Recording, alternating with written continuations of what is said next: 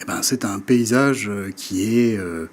pas un paysage de ruines, mais un paysage qui a changé, puisque pour la première fois, on a une force politique qui arrive au Parlement, qui est une force politique d'extrême droite, et qui, ces mois derniers, je dirais même au cours de ces 2 dernières années, a réussi à développer une rhétorique qui a fait mouche, qui a attiré une certaine partie de l'électorat, plus de 12 millions d'électeurs, c'est quand même considérable, et qui sont allés, qui étaient eux-mêmes des électeurs des grands partis traditionnels, la CDU, le SPD, et qui ont fait le choix justement d'écouter ce nouveau parti qui s'est constitué, l'Alternative für Deutschland, et de voter pour eux. Et c'est vrai que l'Allemagne est un peu chaos debout. C'est ça ce qu'on ressent en ce moment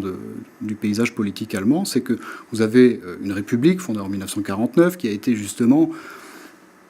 constituer et graver dans le marbre certains principes qui sont les droits individuels, qui sont la lutte contre l'extrême droite, la dénazification, le travail de mémoire. Et vous avez 70 ans après, ou 60 ans après, une force politique de premier ordre qui est aujourd'hui la 3e force politique au sein du Parlement. Donc c'est une remise en question totale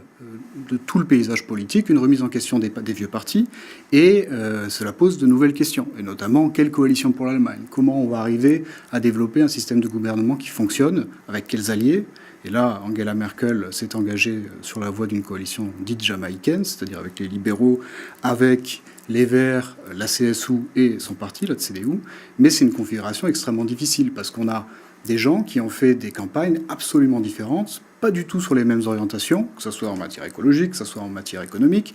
et il faut les mettre d'accord. Donc ça va poser des questions importantes qui vont être réglées dans les prochains mois.